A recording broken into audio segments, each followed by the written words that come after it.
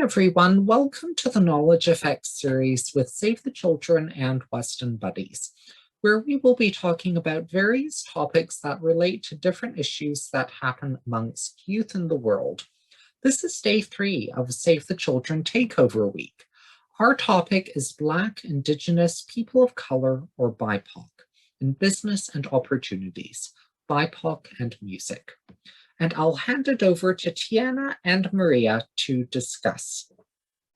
Hi, I'm Tiana, and I'll be starting it off with what is BIPOC. To start off, let's take a closer look into the background of BIPOC. The term BIPOC was first used in 2013 as a way of describing people of color in a more diverse way. The term BIPOC stands for Black, Indigenous, and People of Color. The different subgroups that the term BIPOC encompasses can be traced back to many centuries to where terms such as people of color were used in dictionaries from 1796. Many people have worked to include Indigenous people within the word BIPOC, as they are deeply a part of the countries in which the term is widely used, which are mainly the United States and Canada.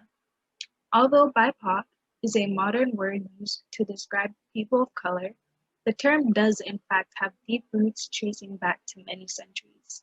It is important to note that Indigenous people have been living within North and South America for thousands of years, and it is only with the advent of colonization that their history and culture began to disappear from society.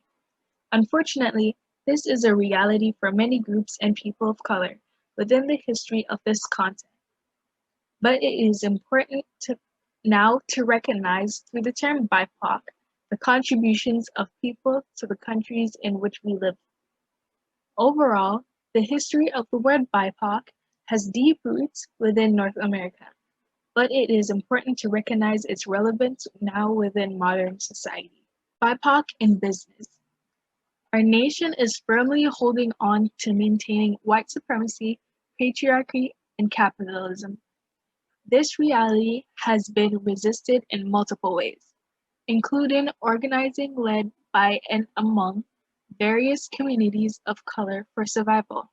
However, many efforts still focus only on combating white supremacy, with limited attention to the way communities of color adopt and reinforce these harms amongst ourselves and against other marginalized groups in a race towards the bottom for naming or paying.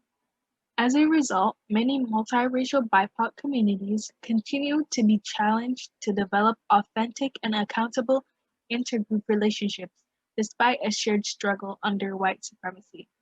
These challenges often undermine anti-racists against people of color because each community is differently shaped and situated depending on intersectional issues and identities.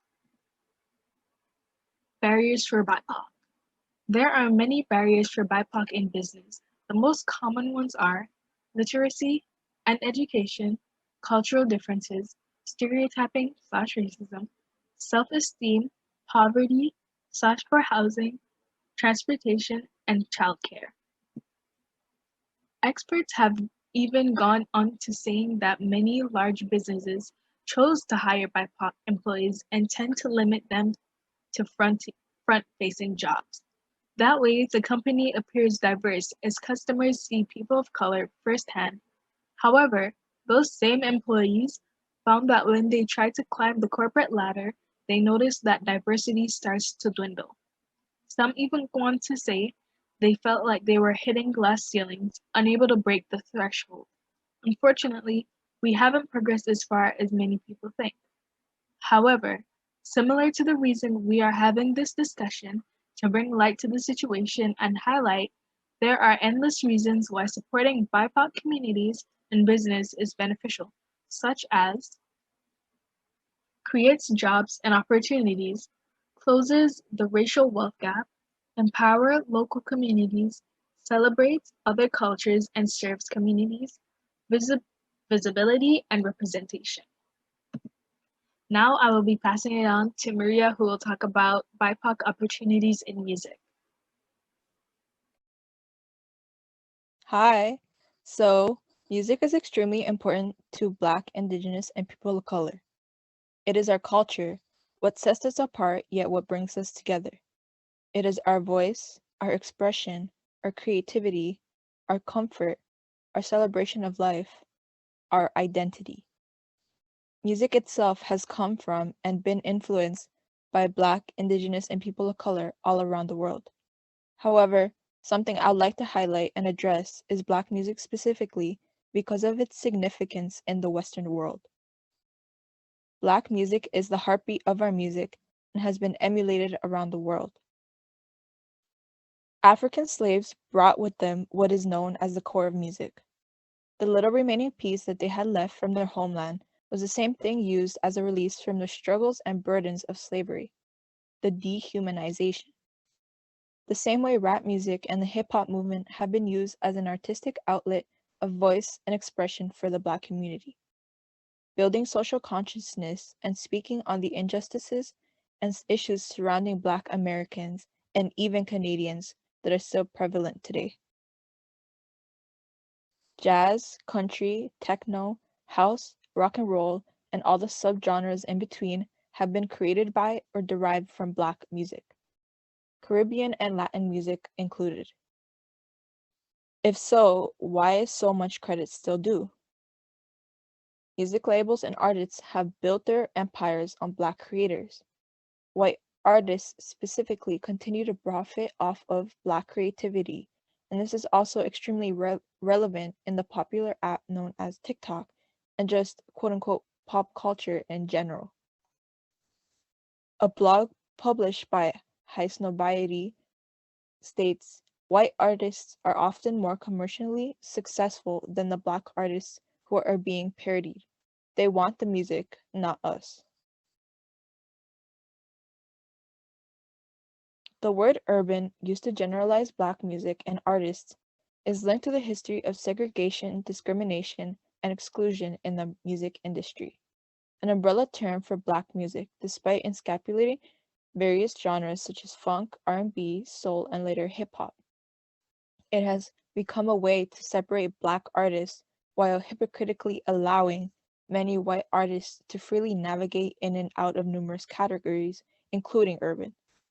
It wasn't until June 10, 2020, when the Recording Academy, parent organization to the Grammy Awards, decided to rename Best Urban Contemporary Album and Best Rap Song Performance categories to Best Progressive R&B Album and Best Melodic Rap Album.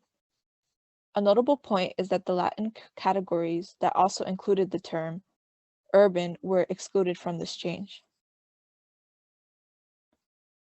Frank Ocean won Best Urban Contemporary Album in 2013 for Chanel Orange, his studio debut and one of the decade's defining masterpieces. Insider states, "It's simply inadequate to describe Chanel Orange as urban or R&B. Its masterful blends of genres and experimental sound is precisely its appeal, and the reason for its enduringly reverent status.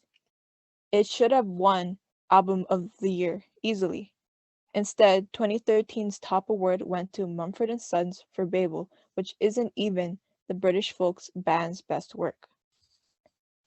In the 62-year history of the ceremony, only 10 Black artists have won the top prize.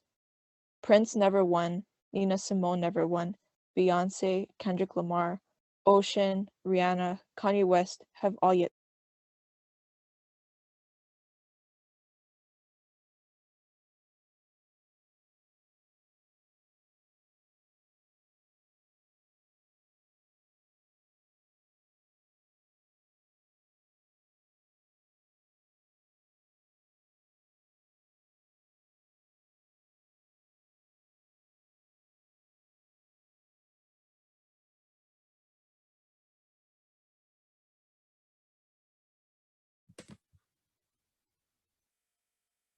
The recognition and credit to Black musicians, artists, creators, innovators, and just Black creativity in general is overdue in this systematically anti-Black music industry, award shows, and world.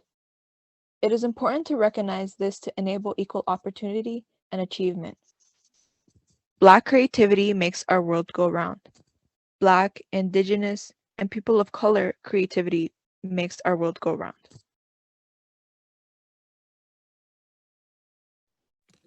Thank you to everyone for watching this webinar on BIPOC and how important it is within this community. In so many ways, BIPOC is vital within Canada and should be understood through the many cultural lenses that it envelops. Hopefully, through this presentation, you have learned something about what BIPOC is and how it affects business and music in so many ways. Thank you.